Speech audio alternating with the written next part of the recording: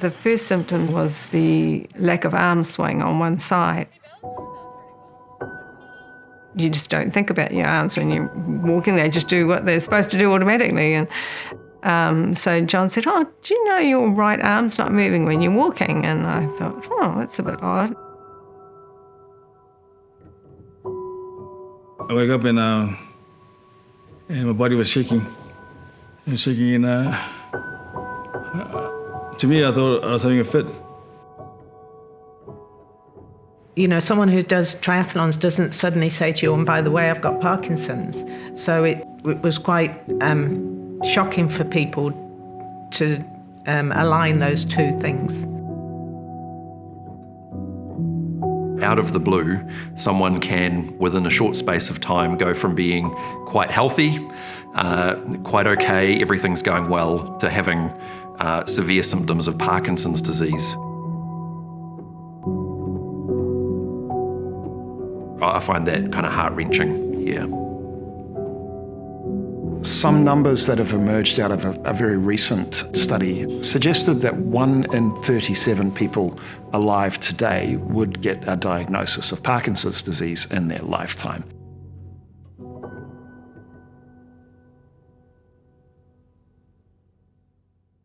My name's Maurice Curtis, and I'm Professor of Neuroscience at the University of Auckland and currently Head of Department of Anatomy and Medical Imaging.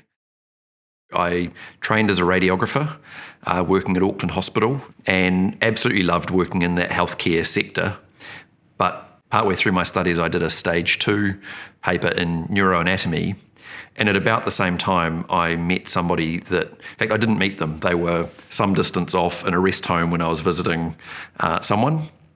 And the person clearly had a severe movement disorder. They were probably early 40s. They looked like they were in the wrong place. They were getting nursing care, but they were surrounded by people that were of a totally different era and age and had totally different care needs to what this person had. And I got talking to the person who was looking after this gentleman, and she said he had Huntington's disease, which I'd never heard of. But I went away and read up a bit about it and found out that it was a neurological, neurodegenerative disease inherited from your parents. And I just thought this was a huge tragedy that someone would live out their life. And I'm sure that that person passed away in that environment without really what they needed, and surrounded by a very different demographic to what they probably imagined for their life. So at that point, I just thought I had to know more. Parkinson's disease is a really complex disorder. Still, the number one risk factor for Parkinson's is aging. And then there are other risk factors as well that include some environmental factors. So herbicides and pesticides, for example, contribute. Pollution, so air pollution or toxicants in the air can contribute. Things like head trauma as well can contribute. With Parkinson's, you've got around about 6 to 8% of people with Parkinson's have a causative gene, and I think we're up to about 23 genes that are associated with Parkinson's now. So there's all of these different factors that are different causes, different triggers of Parkinson's disease, which make it really, really complex. There's a group of symptoms or signs that might indicate that someone has Parkinson's disease. One of them is a flat affect. So they have, it's nicknamed the wooden face, where they struggle to show their emotion. The movement thing is common. People often say that they experience a lot of what we call REM behaviour, sleep disorder. And this is where they essentially act out their dreams at night. So it'll be thrashing around in the bed, trying to fight something or kick against something that they're dreaming about. And it's disturbing to them, and it's disturbing to their partner if they have one. The olfactory system or loss of the sense of smell is also a really common precursor, but we often don't test for that, largely because people often don't know that they've lost their sense of smell. We don't use our sense of smell like a rat would or like a dog would, where their behaviour would change significantly if they lost their sense of smell.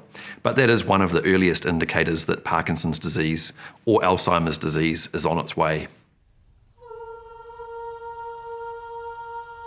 We were on holiday and we were walking down a wharf in Croatia, and my right hand started to tremor, and I turned to my husband and I said, "Looks like I've got Parkinson's." I might have sworn a little bit, but and that was the first time I experienced a tremor, and that was the start.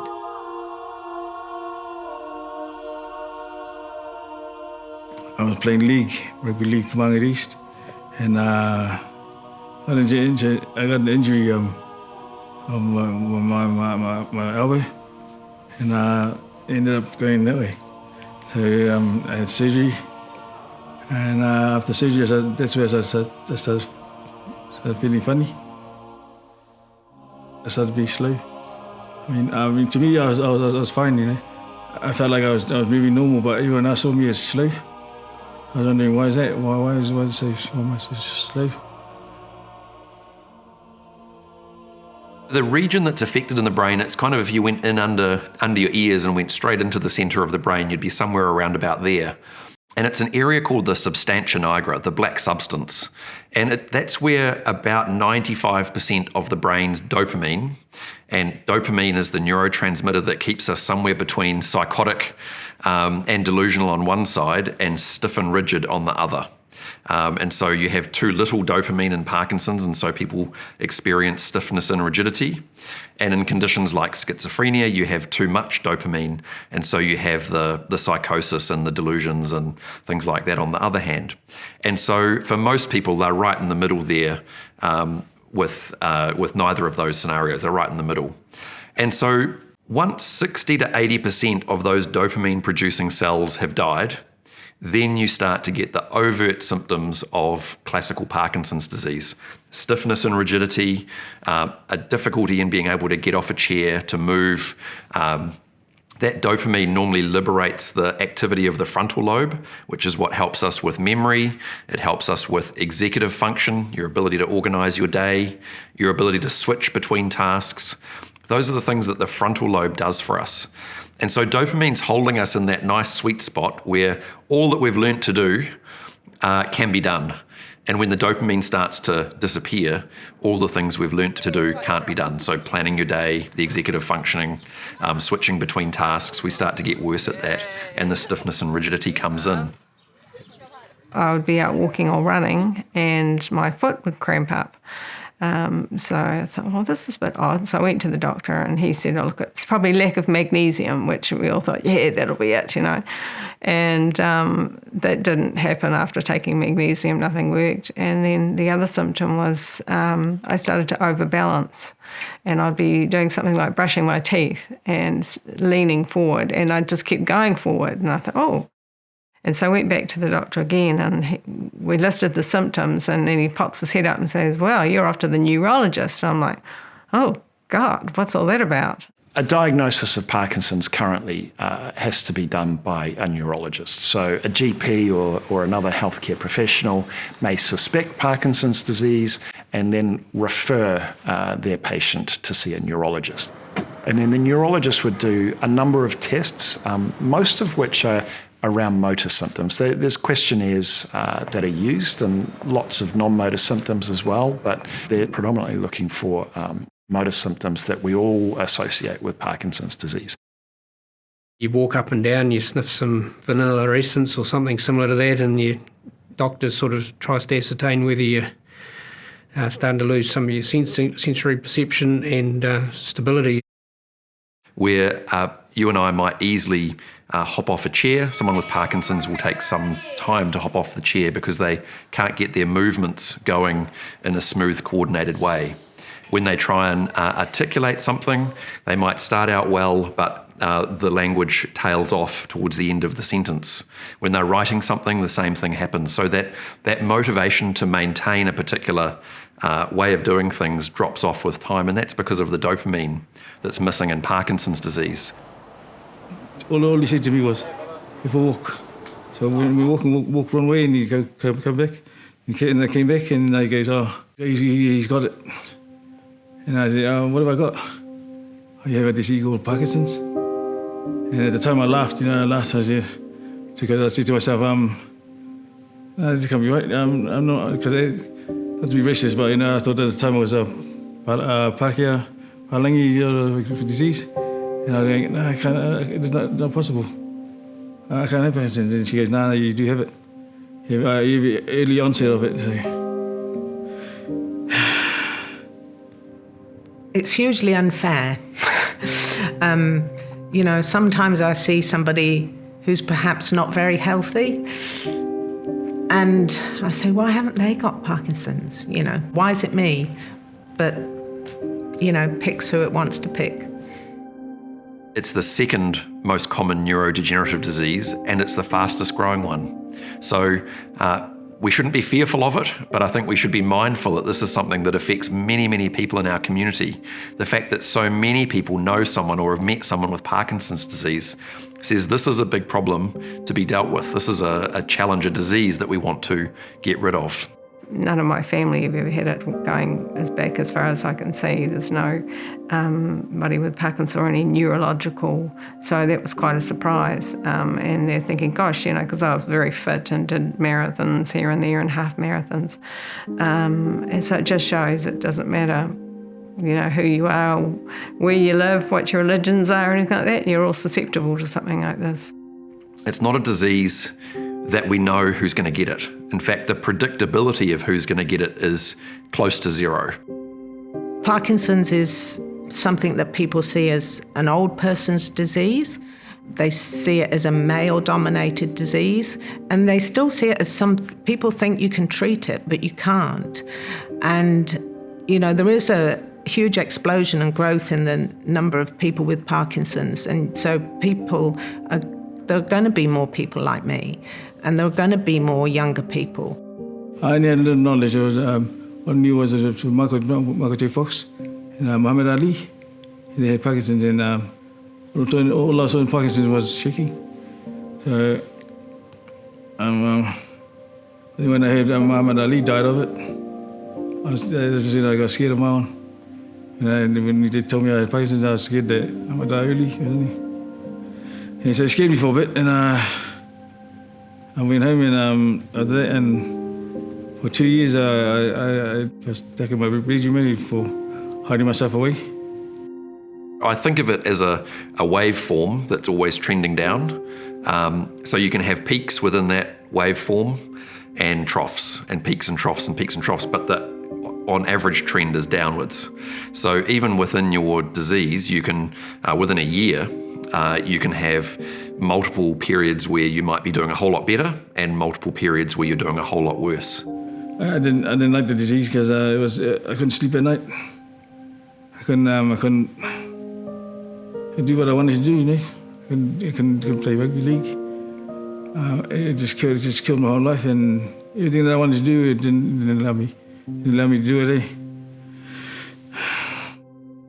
I've noticed in the last year, particularly, I've found it a bit harder, particularly physically, walking and running and trying to go to the gym and things like that is getting harder.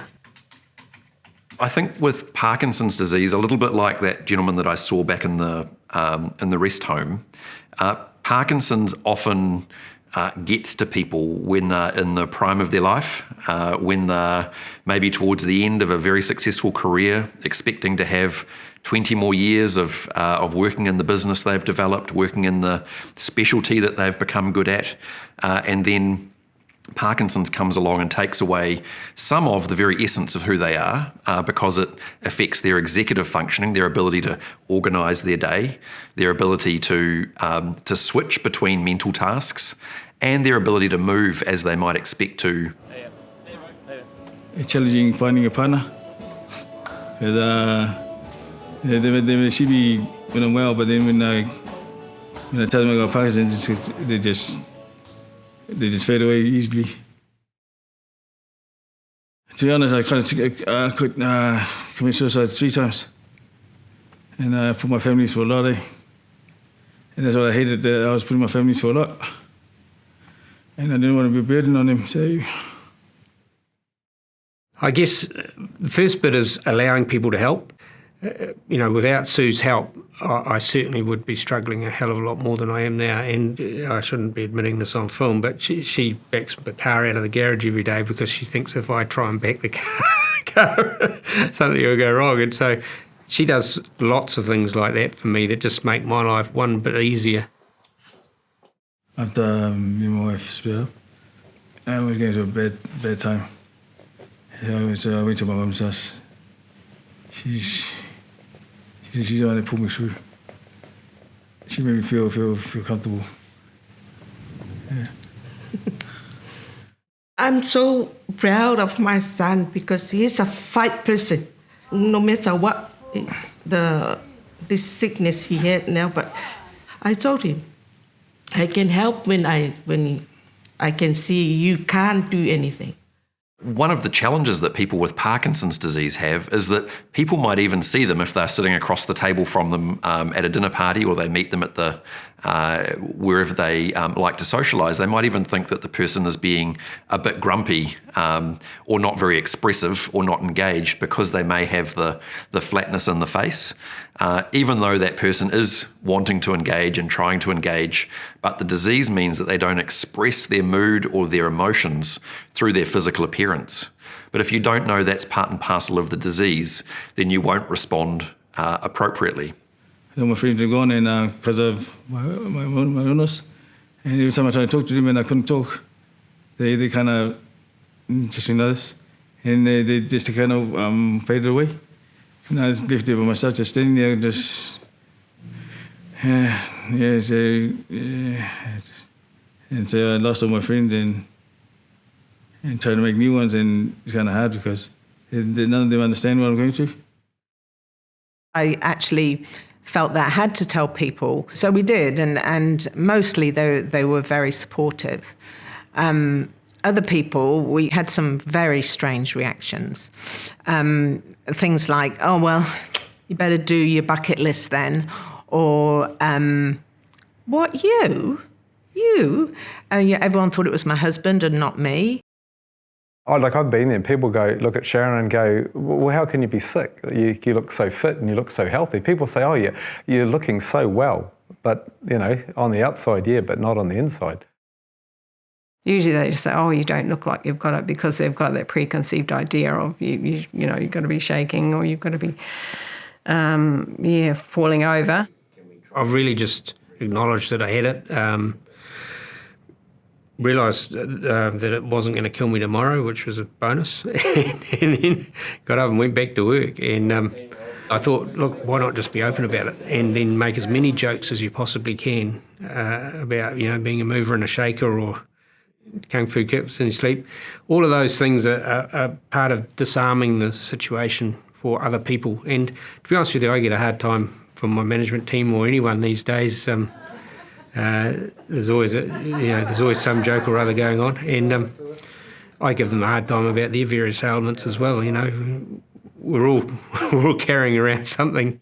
All right, guys, this is Sharon coming through here. Now, Sharon is beating Parkinson's by getting herself out on triathlons, and Sharon is an absolute superstar, just crushed the sprint triathlon. Can we give Sharon a massive round of applause, my friend? She absolutely deserves it. I think people don't understand Parkinson's. They don't know that it's a progressive disease. They don't know that there is no cure. They don't know that there's nothing that you can do to stop it. They just think that you shake a bit and you can take some tablets. They know about the physical side of things, but they aren't so aware of the cognitive. I hope that if there is any cognitive things happening, that I'm hiding them. I think you've got to give people license to talk to you directly about your illness and what they're observing about it as well, because while you become more self-aware, that they're seeing it from another perspective as well. Doesn't mean it's a bad thing if you've got to adapt your style or change. Doesn't mean you're over and out. Doesn't mean you're off to the knackers yard, as a racehorse. It just means that you've got to sit down and think about, okay, I've reached this stage and now I need to do the following things. I do a lot of karaoke. Karaoke helps most of you have your voice. I don't want to lose my voice, and I don't want So that's why I go karaoke pretty much every week.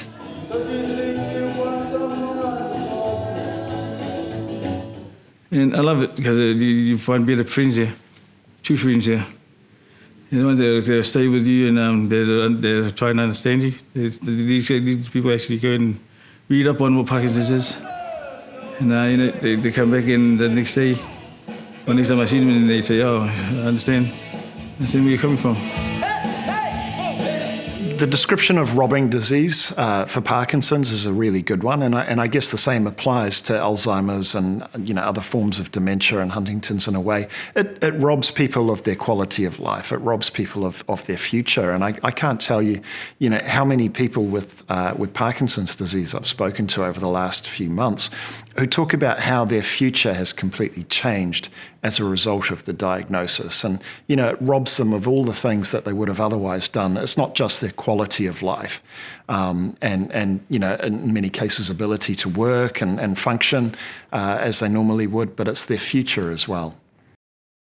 I would say pre-Parkinson's, on a daily basis, we talked about retirement and what we were going to do and where we were going to go. And, the anticipation for retirement was huge. And then once I was diagnosed with Parkinson's, those things, might not be possible. We might not have the time that we thought we would have. So I gave Kerry the option of ditching me, to go forward in the life that we'd planned, but he decided he'd stick around. When you start taking away those things that people rely on, that we think of as very human, the things that people have been proud to develop in themselves, the work ethic, the drive, the ability, that's troubling to see. And it's not just people that have that are top businessmen or lawyers or whatever it is. Even some of the other aspirations that you might have for playing with your children or your grandkids or what have you can fairly quickly be taken away by Parkinson's disease.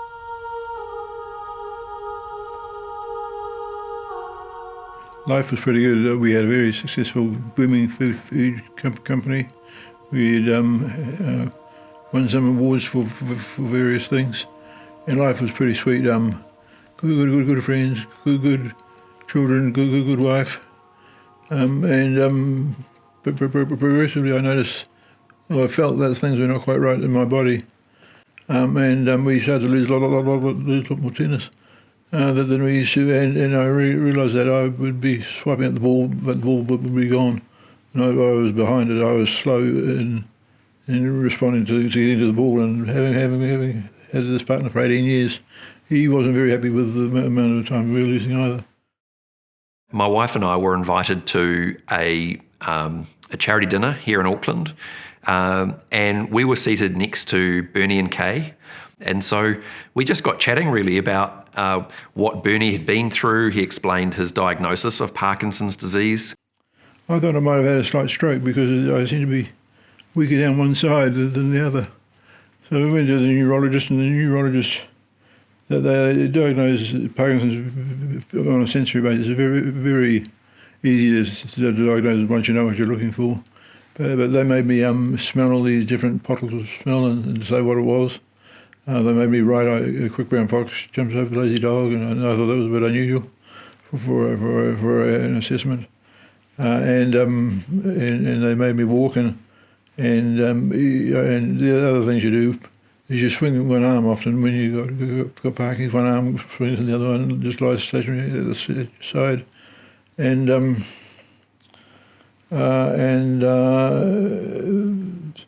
the interesting thing is that the neurologist wrote to my doctor and says it's not very often I get a request by a patient to have their attendance improved because they can't beat their doctor.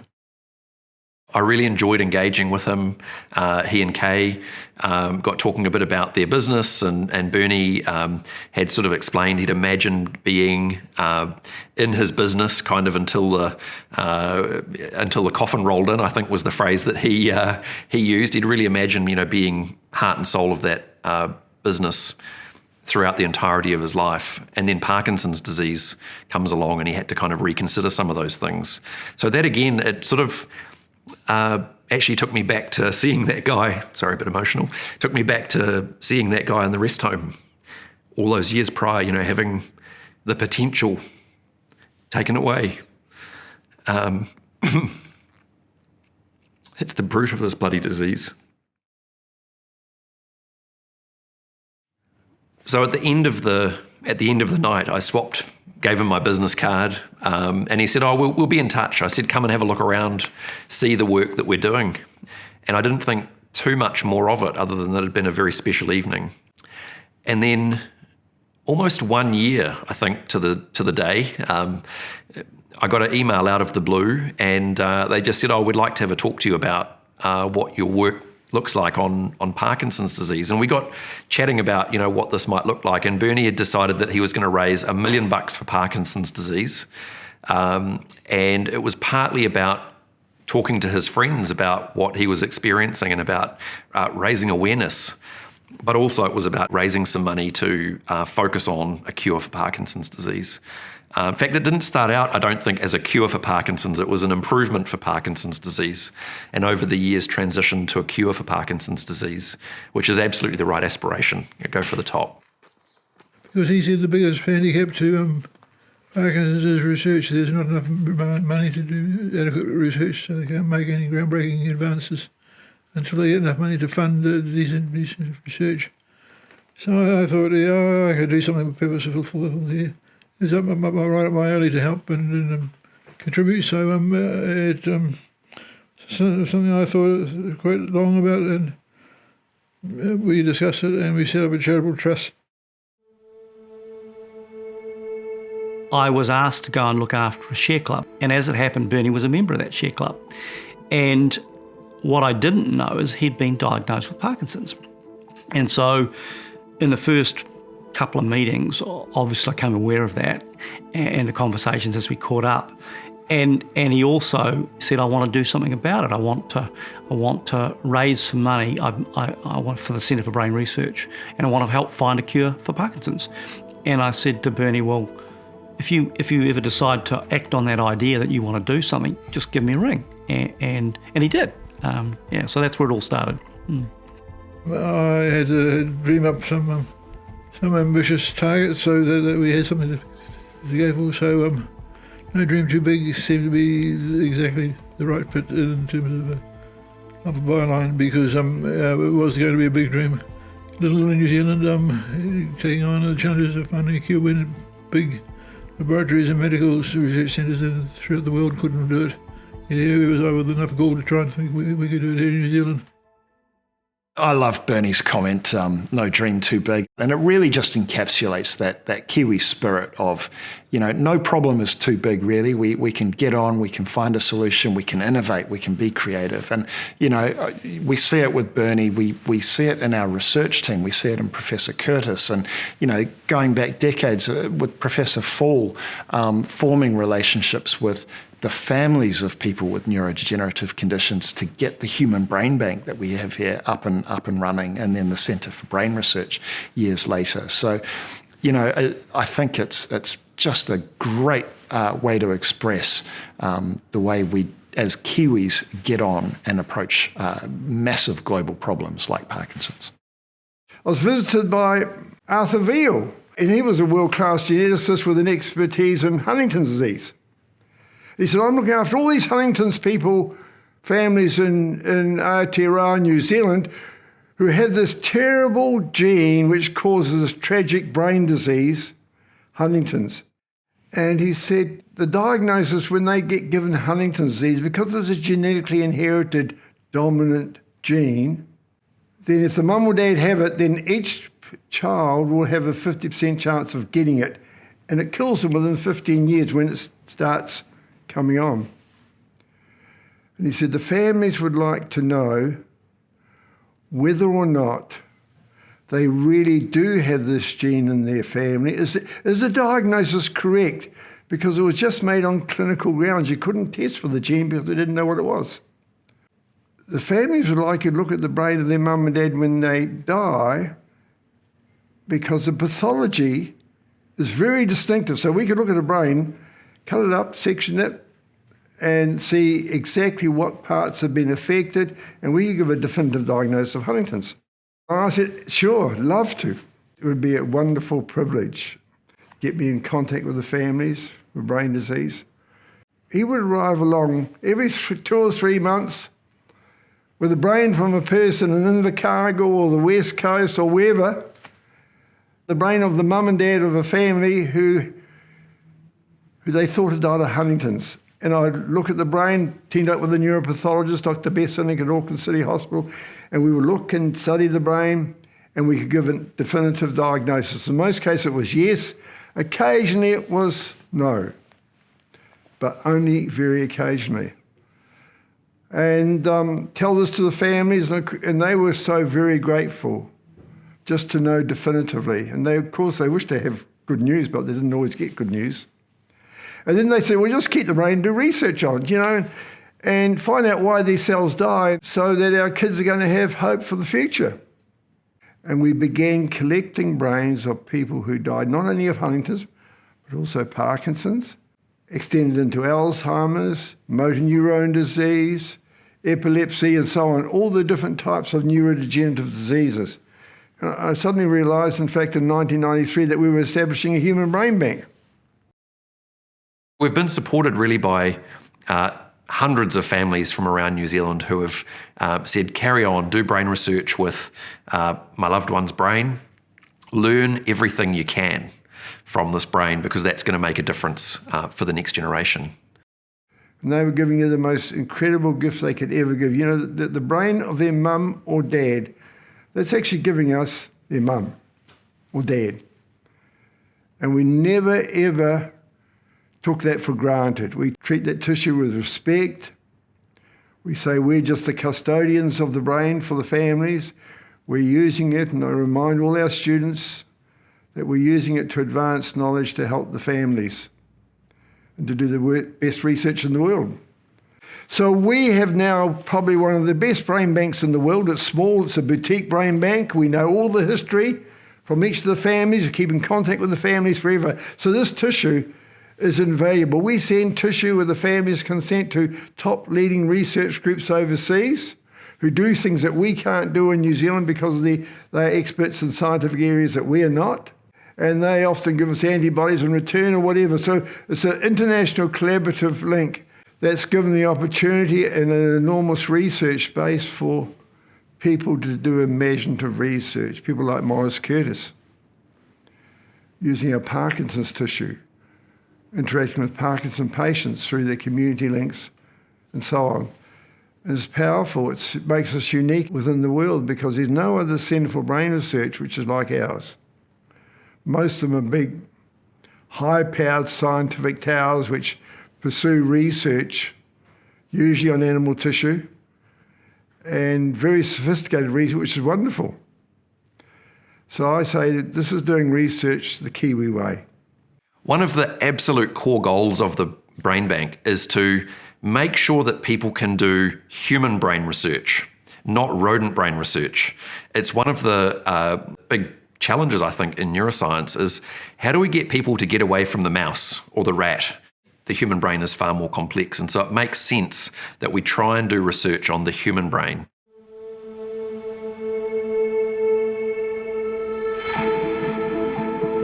People didn't really know how to treat or what was going on in the brain. It wasn't really until probably the 1950s that it was identified that actually there was a loss of dopamine in the brain and a loss of neurons. Replacing dopamine is relatively straightforward. In 1961, it was identified that levodopa, which is the precursor to dopamine, can be given orally.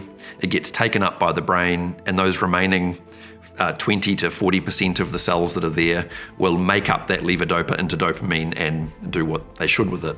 But it's short-lived, and so you have to keep taking more and more of the levodopa. That is the number one mainstay treatment for Parkinson's disease. There's a few problems with it. It does successfully liberate people's movements and thinking and so on. But if you give people too much of it, if they take too much of it, they end up at this end of the spectrum where they can have depression, delusions, psychosis. And also they have to take it multiple times a day to keep them very even on the dopamine scale, whereas normally your brain would be giving micro titers, just tiny amounts of the dopamine at just the right time and responding to cues as to how much it should release. And so it's holding you tightly in that middle section. It took me ages to get the timing right. The first time I was tried to do 2 hours and found I was sucking my tongue. Sucking my tongue in and my body would twist. And I was sore, man, because my legs would go one way and my top half would go the other way. Yeah, it's just kind of harder, and I was trying to fight myself. I lie on the floor and then I try to squeeze my body in, and I'm trying to squeeze it out. And it's tiring me, okay? It's tiring me because it goes on for a while until the tablets kick in. The alternative drugs, and these are not overly successful, but they're sort of a second line. If levodopa is not quite doing what it should, then neurologists or general practitioners can trial a bunch of other drugs, and they mostly just help the release of dopamine, or they slow down the mop-up of dopamine. So there's a system for releasing dopamine, a cell responds, and then that cell will mop up the dopamine so that the response doesn't go on forever. So some of the drugs that can be used stop the mop-up of the dopamine so that it can hang around for a bit longer and have a longer lasting effect, which is good if you're lacking dopamine. When it comes to surgical therapies, there's a couple of different lines that are used. One is something that's called deep brain stimulation, and a bit like a pacemaker that gets put into the heart to keep the cells going correctly.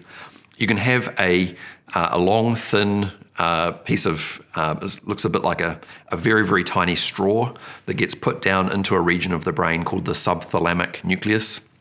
And there, the ends of the electrode can be tuned so that you get an optimal or maximal effect for reducing the movement side of the disease or improving the movement side of the disease. This is almost always given to people that have very strong movement problems with Parkinson's disease rather than with the cognitive or executive functioning side of the disease. The doctors would always say to me, within 10 years or 15 years there's going to be a breakthrough because science is moving at quite a rate. We just need to do the research. And so I took from that great hope. The general theme is the first 5 years is pretty good if you have pop a few pills. The second 5 years gets a bit harder. And then the last 5 years you take as it comes, and it can turn to custard pretty quick for some people. It's a disease where you sort of learn as you go and affects people differently. Progressively I lost my ability to write. And you think through your pen, when you think about what you use your pen for, it really is sort of something that you're on the end of, but also you think and you write things down, you write lists, you write things down. And I lost my ability to type. So I lost my ability to communicate on a keyboard. Phone numbers were a real challenge because I would go and press for a number. So I wanted 025 number, so I press O and I get 4 O's. And by the time I deleted 3 of them, I had gone through most of the alphabet trying to get to the right numbers. So my world slowly but progressively was changing, and I sense it was not changing for good. We started this 11 years ago, and that was to support Bernie in his dream. And little did I know that I would actually find my wife would be diagnosed, Sue, with Parkinson's 5 years ago. And then it really hits home, and it really does become personal. Sue was such an active person, loved running, loved exercising, and she could even walk halfway down the lake. Yeah, it is life-changing, there's no doubt about that. Yeah. I've always been such a positive person, and to see Sue not so positive does bring frustration at times. Doesn't matter, you understand, but it still frustrates. it could happen to anyone tomorrow. So could be our grandson, could be my brothers and sisters' family. I don't know. So, yeah, you're doing it because of Sue, absolutely, and Bernie, going back and obviously when we first got started, but it's actually, you now know that it can affect anyone. It's the fastest growing neurological condition in the world. And wow, that's a little bit mind-blowing. So you learn about yourself, and then you learn about those who've gone before you or those that have it and are coping. Bernie jokes about the tennis ball going past him on the tennis court, and he realised there was something seriously wrong with his game. And so there's a few things that come along like that, like, when you're exchanging cards with a delegation of Chinese business people and you're sort of shaking and dropping them all over the floor, or whether you're walking through the lunchroom and your cup's moving up and down and round and about. So I think those sorts of things are sure signs that you need to get, firstly, professional advice, but secondly, try and do your best to ensure that you slow that progression down. And I've been fortunate that that's been the case for me. Obviously, we all want to live forever, but I've certainly been fortunate that I've had a very good 10 to 12 years because of medication and because of lifestyle choices. The neurologists even say, exercise is the big thing, just exercise. Interesting, it's like exercise, and then a few of them have said coffee. And I'm like, oh, well, I can handle that one, it'll be great. So just to stimulate the brain, and it's quite, lost plot again there. Sorry. We do know that 60% of people who lose their sense of smell will go on to develop Alzheimer's or Parkinson's disease. So it is a known thing, but that leaves 40% of people who can lose their sense of smell, but we don't know why.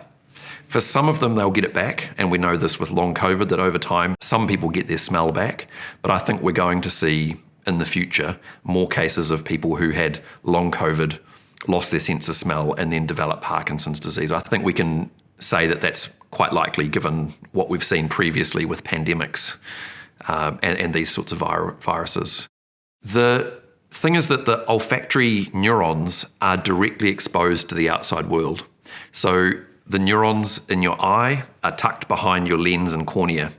In your ear, the neurons are protected. The neurons are the functional units of the brain. They're protected by the tympanic membrane. In your skin, the neurons are protected by a little bit of skin.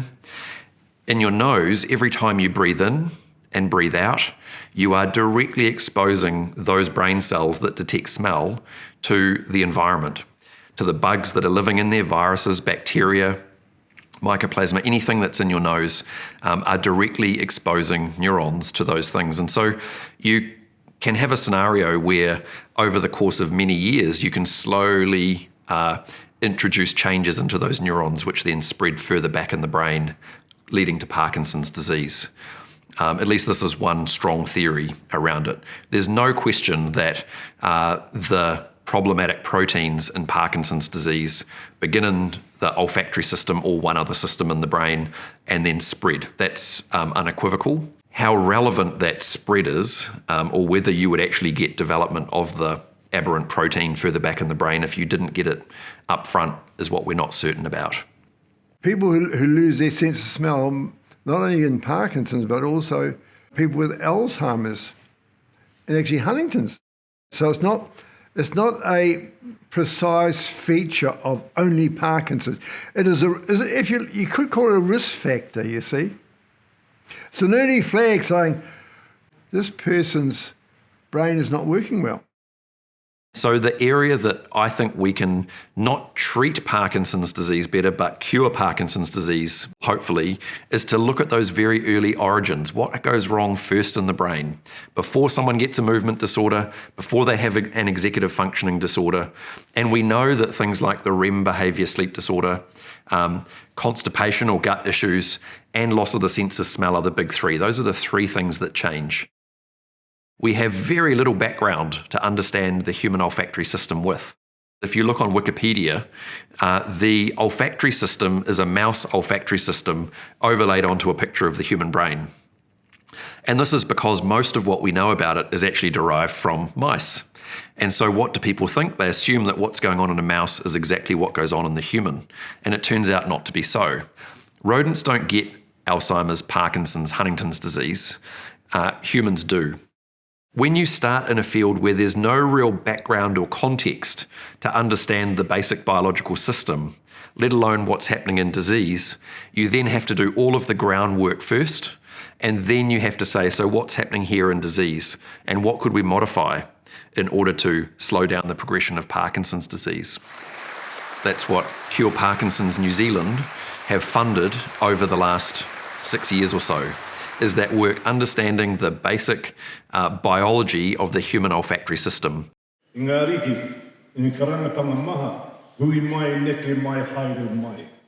they've funded some of the work to tell us what's changing in that system in Parkinson's disease.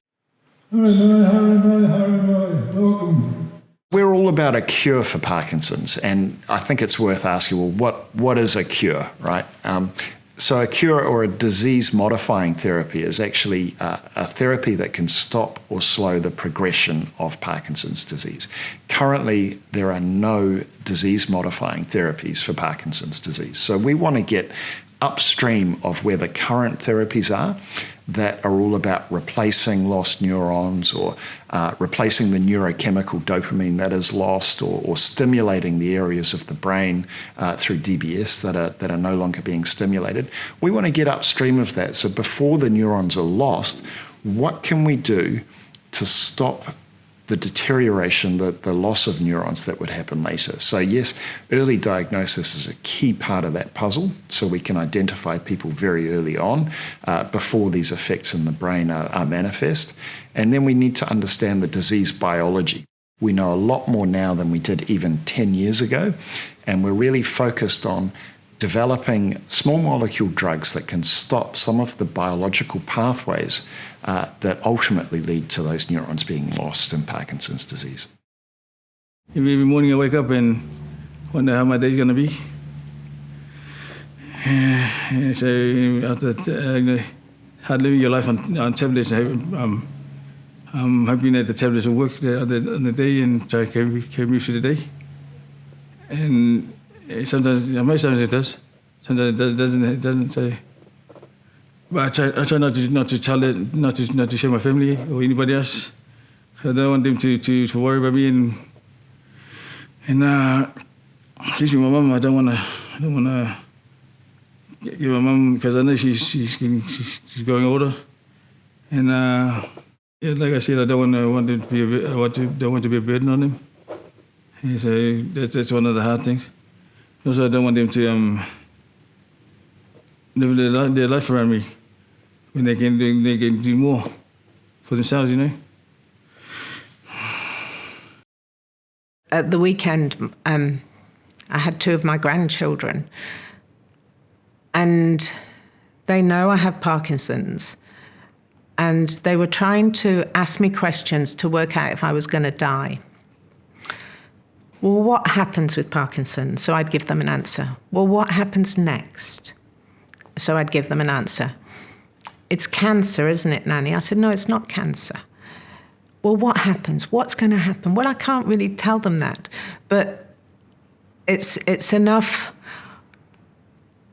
It's enough of a worry for them that they want to check that, yeah, it's not cancer, because they understand cancer is something that people die from, but they can't understand what Parkinson's is. I think a lot of people also don't quite grasp, and I think donors can, if you can help them, is that if you can slow the disease down, that's as good as curing it. You know, you can die with Parkinson's instead of from Parkinson's. So if you can delay it, and just live a healthy life with Parkinson's, well, fantastic.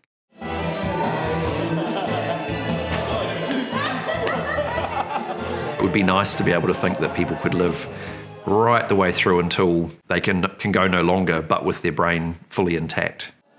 It's something that is tantalisingly close to A, better understanding, and B, better solutions, or even a cure. And so that's where I think the opportunity to get in and help people like Professor Curtis, people like Sir Richard, the Brain Bank, the Michael J. Fox Foundation, the UK equivalent of what we do with Cure Parkinson's here. All of those organisations are striving to do the same thing. And one thing we noticed was if we could just get a greater consensus of how we work together and how we share information, partly for the medical professionals, but also partly just for ourselves, the quicker we can progress the solution to this disease. In the business world, we call it the hockey stick, where you're sort of building, steadily making progress, but small progress. And then you get onto a steeper curve and things can take off and rapidly become very, very successful. And it's no different in terms of the research world. And so much groundwork has been done internationally and here in New Zealand to advance understanding Parkinson's.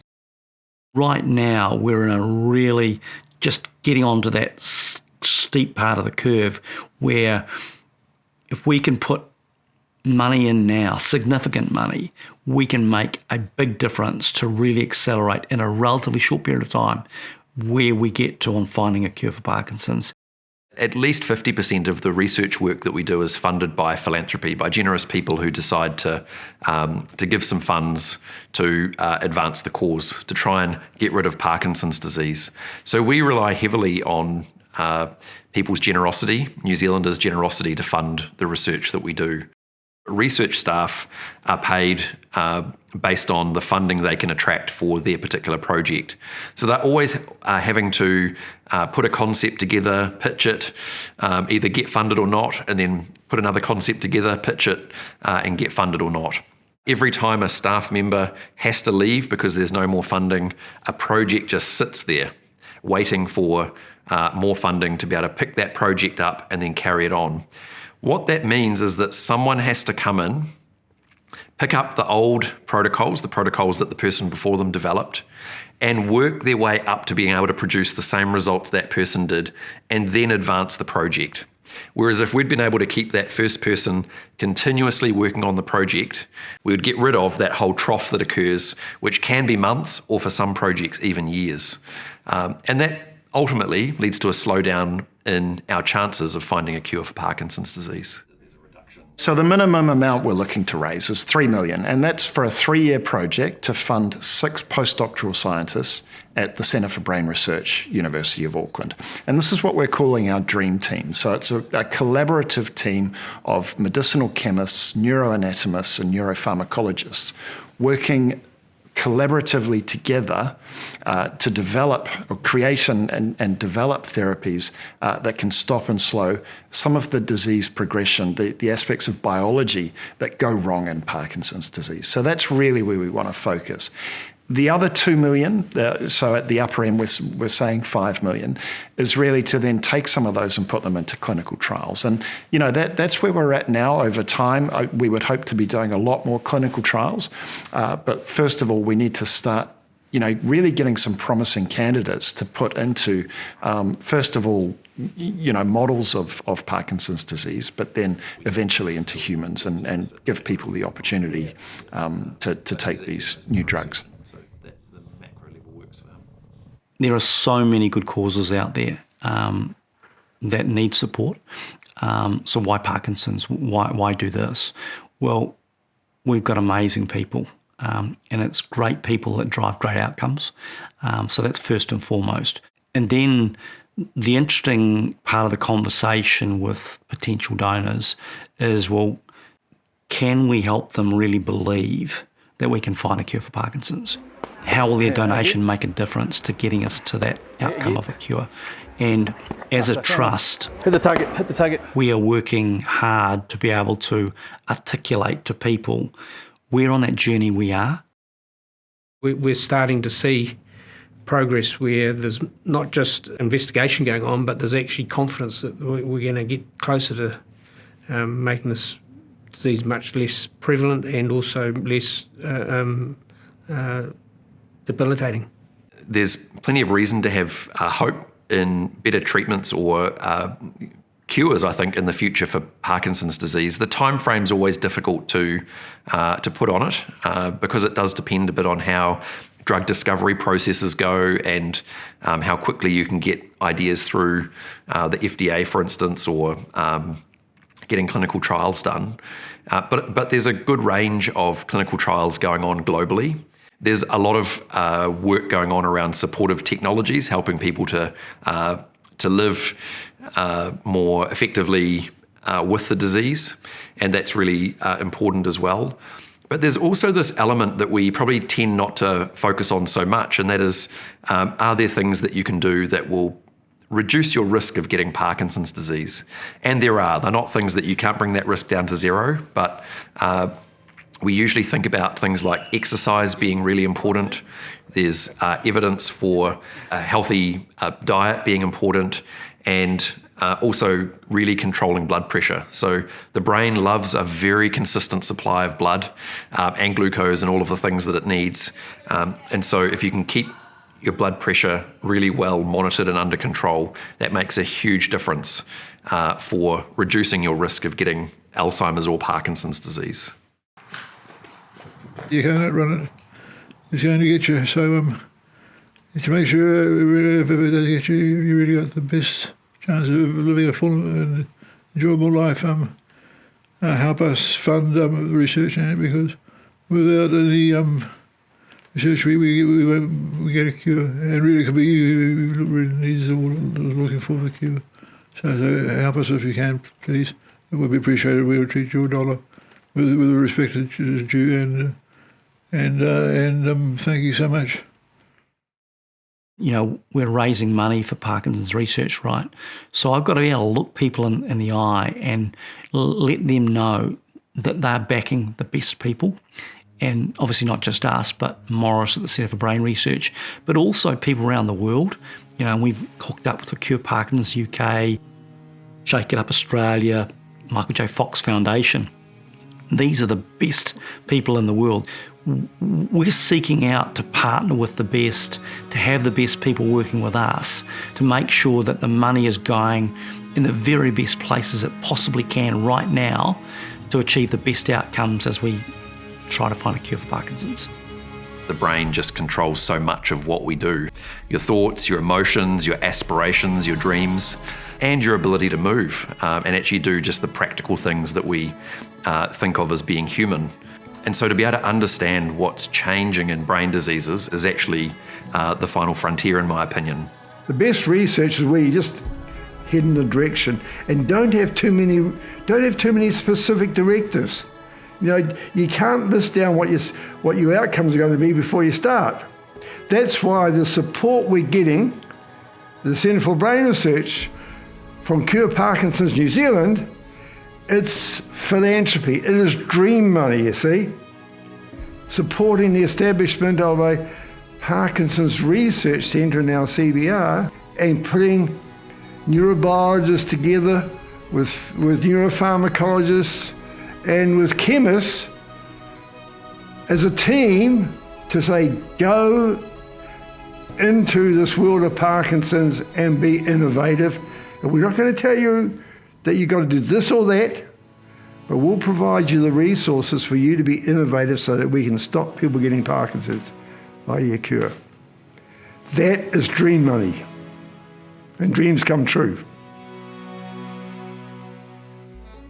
Life now is one of taking very much every day as it comes, enjoying it as much as I can, celebrating the good and trying to disregard the not so good. But I do notice that things are not as easy as they once were. My balance is deteriorating, as I've said. So that's really the journey of my time with Parkies. He's a treasure, absolute treasure. We've been lucky, but without research there is no cure, and that's just the way it is. It's real. It's not this ephemeral, far-off thing, but actually a cure for Parkinson's is something tangible that we can achieve, and we can change the world, and we can change the future for people with Parkinson's.